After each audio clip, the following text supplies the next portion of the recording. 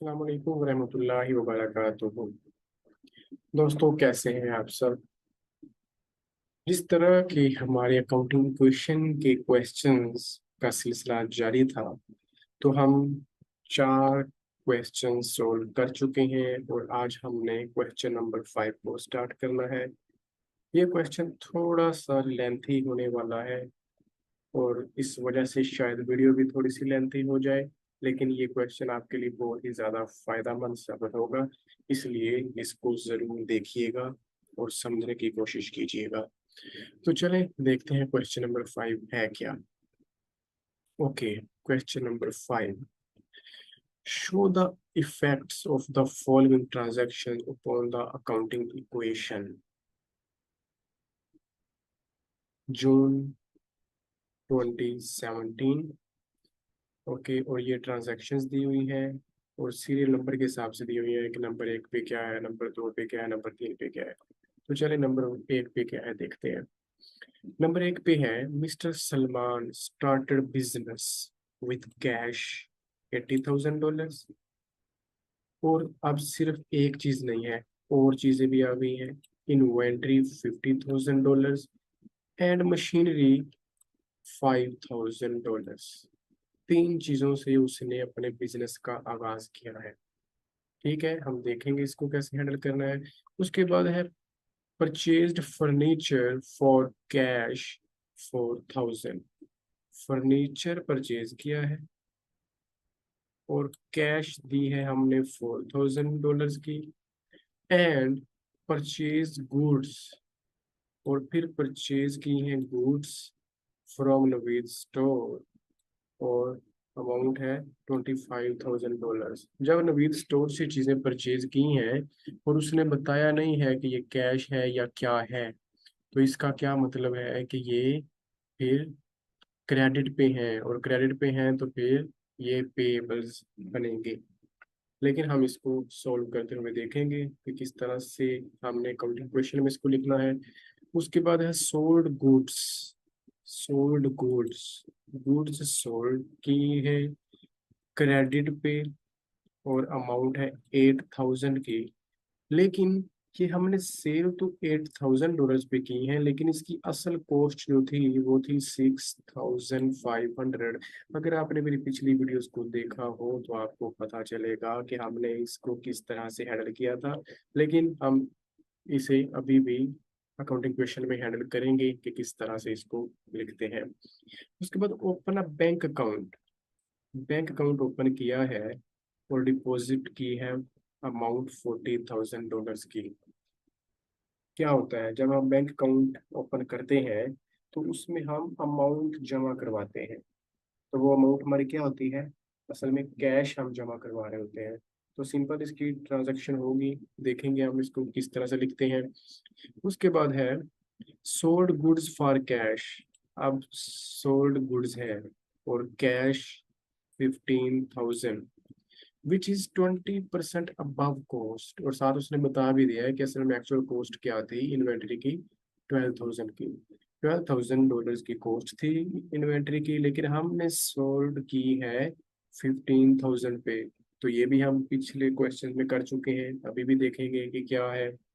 असल में इसकी कॉस्ट है 12,000 की।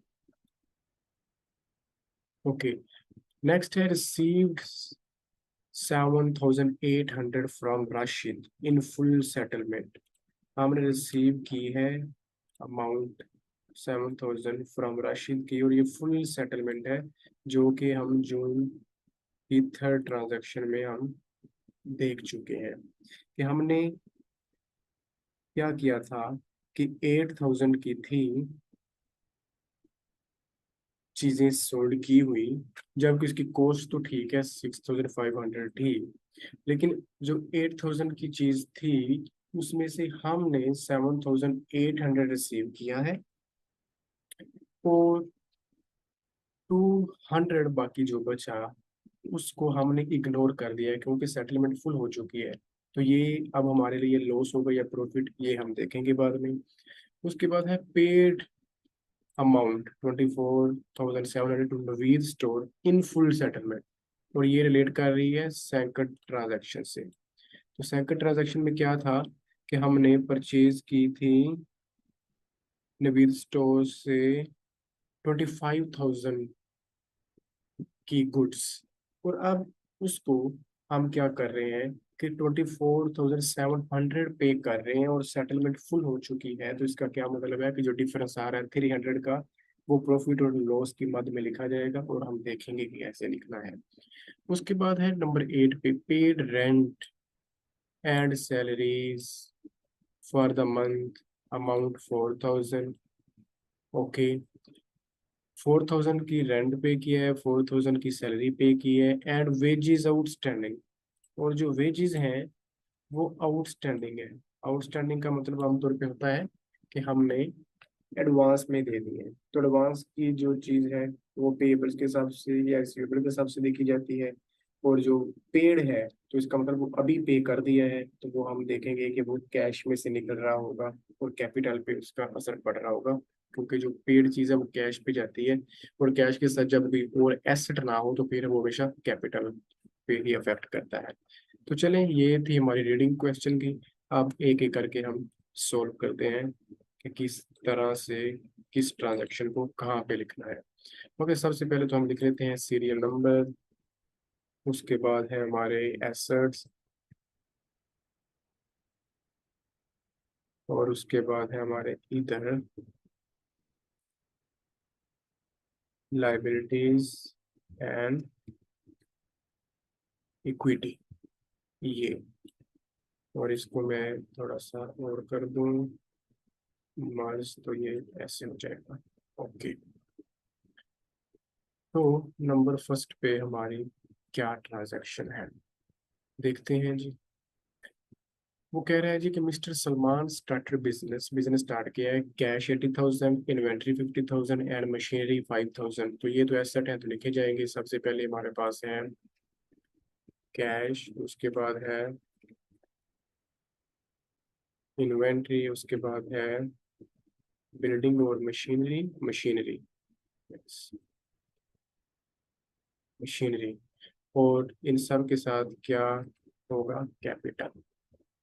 ओके, तो कैश है हमारे पास 80, 55। ओके, कैश है हमारे पास 80,000 की, इन्वेंट्री है 50,000 की, और मशीनरी है 5,000 की। तो इस सब का टोटल जो होगा वो होगा कैपिटल, और वो कैपिटल की अमाउंट क्या होगी, 135,000, 135,000। आप चेक कर सकते हैं कि यही होगा। उसके बाद हम करते होते हैं बैलेंस। तो बैलेंस, इसका मैं थोड़ा सा वो कर दूं ताकि आपको अच्छी तरह से नजर आए।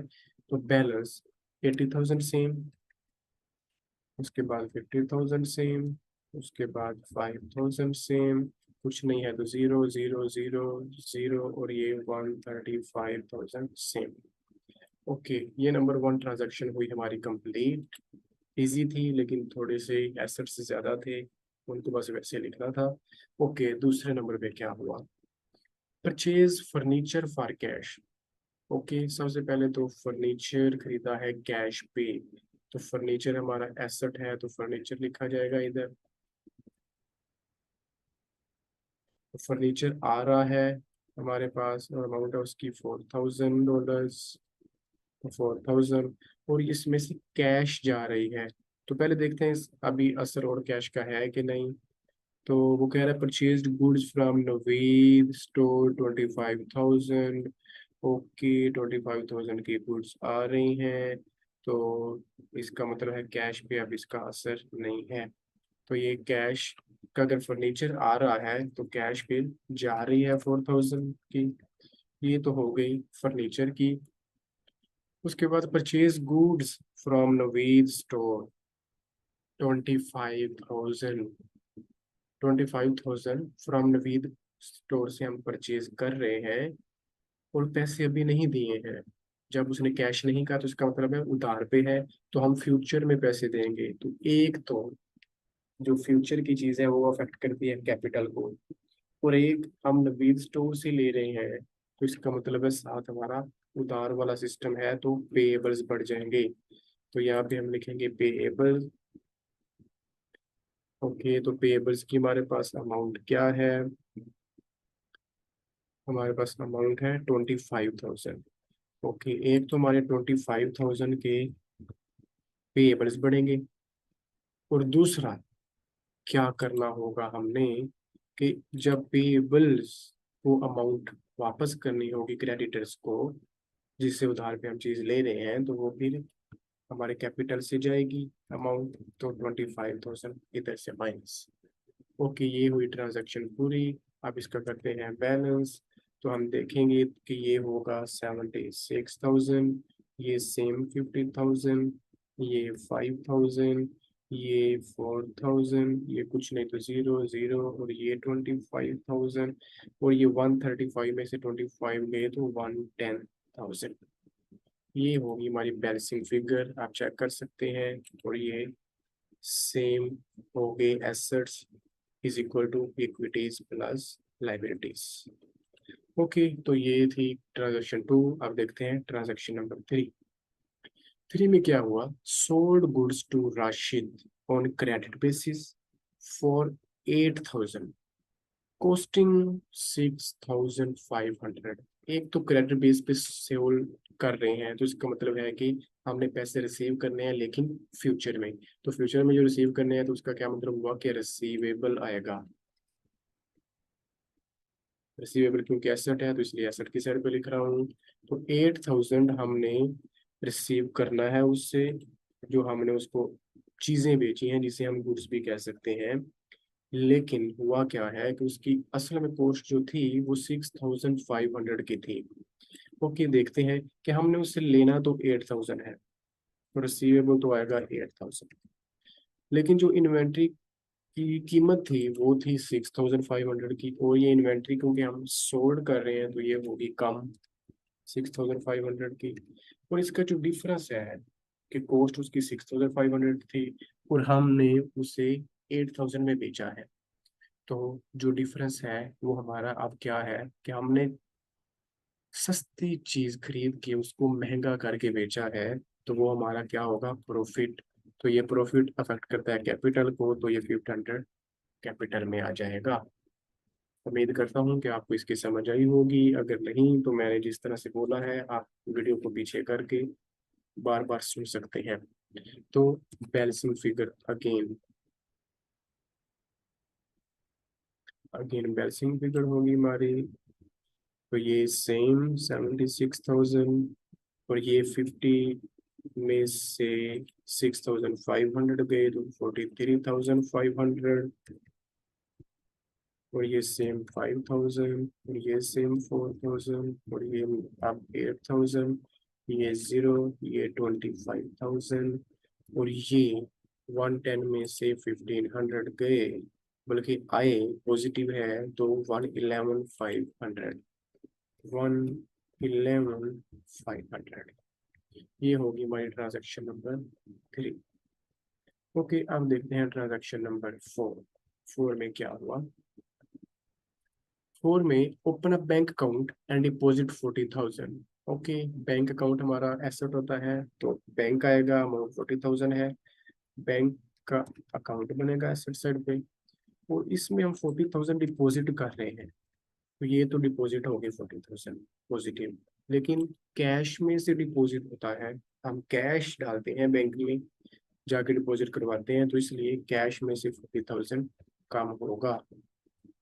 तो ये होगी हमारी ट्रांजैक्शन पूरी, वेरी सिंपल।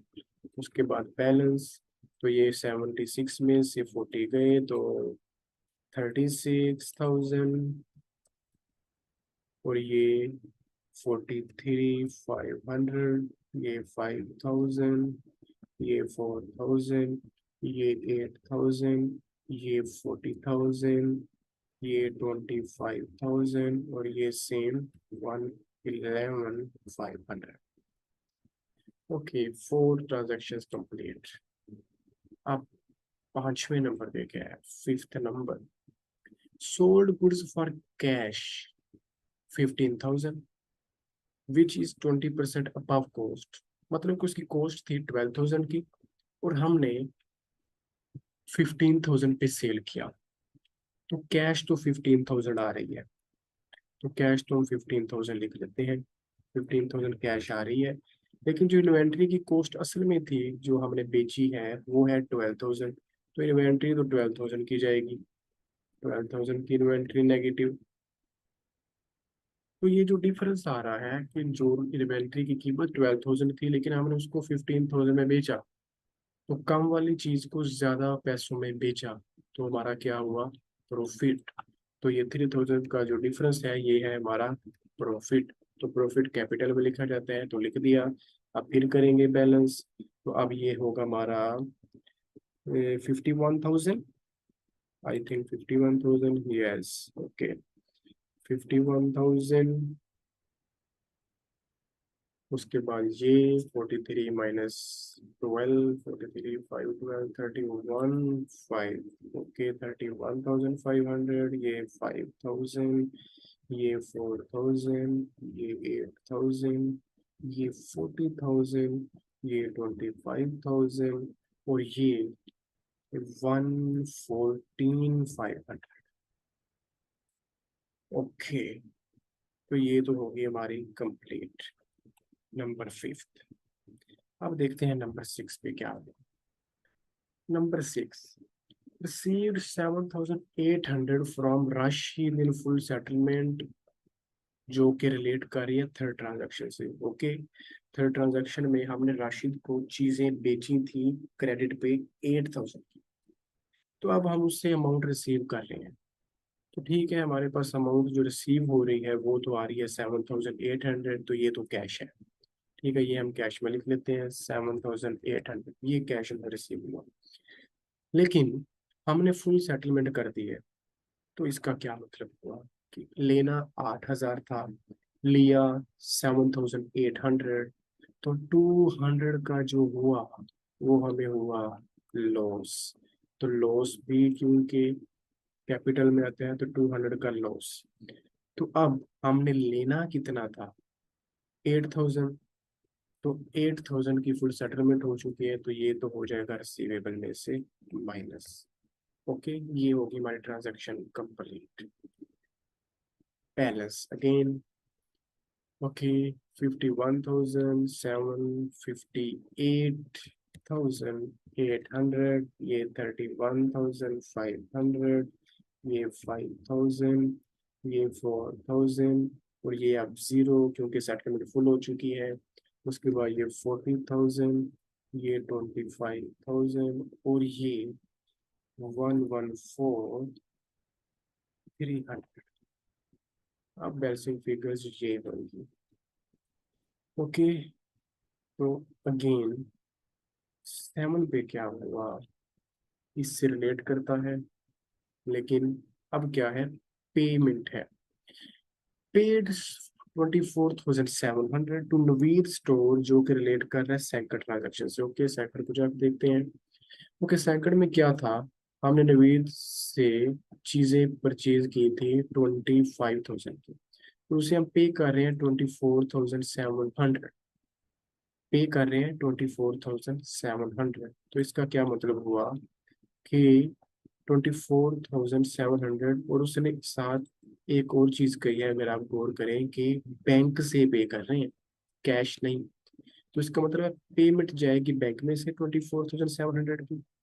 ओके, और पेएबल्स हमारे मुकम्मल खत्म हो जाएंगे क्योंकि फुल सेटलमेंट है, चाहे वो 25,000 के थे, फुल सेटलमेंट हो चुके तो सारे खत्म। तो 25,000 माइनस पेएबल्स में से। लेकिन इसका जो डिफरेंस है, पे हम कर रहे हैं 24,700, जबकि देना था 25,000, तो ये 300 हम नहीं दे रहे एज अ बिजनेस। तो इसका क्या मतलब है, ये बिजनेस के लिए प्रॉफिट है 300 का, क्योंकि ये हम नहीं दे रहे हैं, हमारे पास ही पड़ा है। तो 300 का सबसे पहले तो प्रॉफिट में लिख रहा हूँ। उसके बाद पेबल्स क्योंकि फुल सेटलमेंट हो रही है तो 25,000 की खत्म।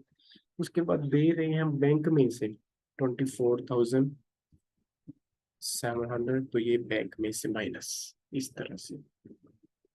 अब करेंगे हम बैलेंस, तो बैलेंस में ये तो सेम 58,800, ये सेम 31,500, ये 5,000, ये 4,000, ये जीरो, और ये 40,000 माइनस 24,700, 15,300, 15,300, और ये भी क्योंकि फुल सेटलमेंट है तो 0, और ये 114,600। ये होगी हमारी ट्रांजैक्शन नंबर 7। ओके, अब देखते हैं नंबर 8। नंबर 8 में क्या हुआ?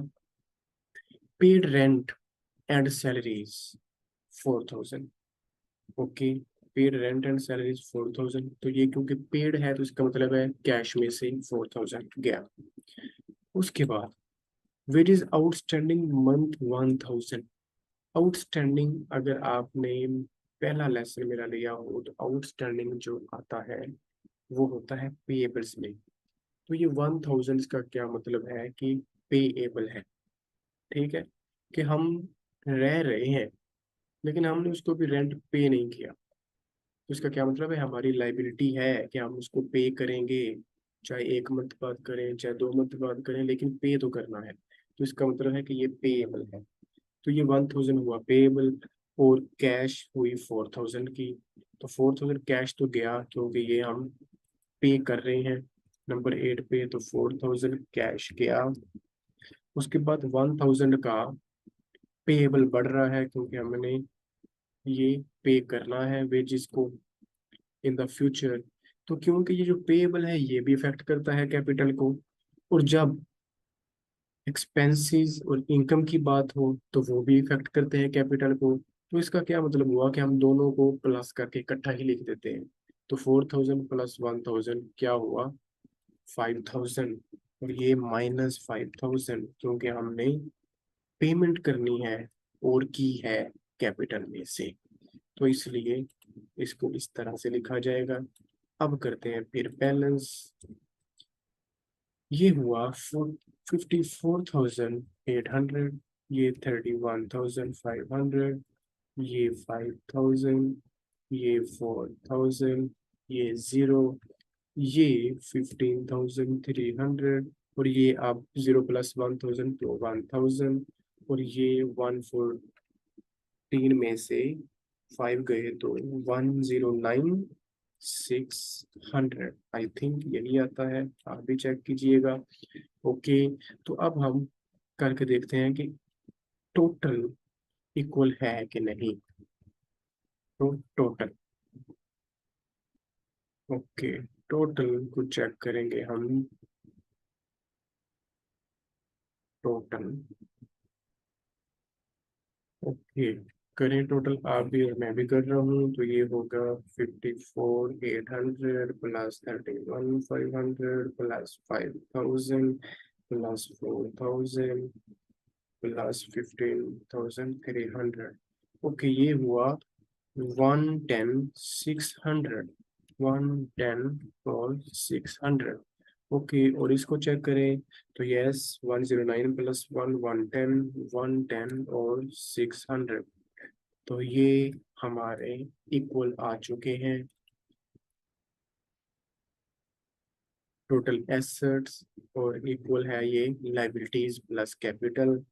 आप पूरे क्वेश्चन को दोबारा देख सकते हैं और वीडियो को पीछे करके बार बार देख सकते हैं और सुन सकते हैं कि मैंने क्या क्या बताया और किस तरह से हमने किन चीज़ों को लिखना है। तो ये हमारा क्वेश्चन नंबर 5 हुआ कंप्लीट, और ये एक अच्छा क्वेश्चन था जो कि CA level, BPA level, BS accounting and finance के लेवल्स में बहुत ज़्यादा अहमियत का हामिल है, क्योंकि जो चीज़ें इस क्वेश्चन में टेस्ट हुई हैं इसी के रिलेटेड चीज़ें इन लेवल्स में भी टेस्ट होती हैं। तो ये था क्वेश्चन नंबर 5, इसको देखिएगा, सोल्व कीजिएगा। कोई चीज़ समझ में ना आए तो कमेंट बॉक्स में कमेंट करके पूछ लीजिएगा। वीडियो अच्छी लगे तो चैनल को सब्सक्राइब कीजिएगा और वीडियो को लाइक कीजिएगा। और अगली वीडियो में हम आएंगे क्वेश्चन नंबर 6 के साथ और उसको सॉल्व करेंगे। तब तक अपना ख्याल रखें। अल्लाह हाफिज।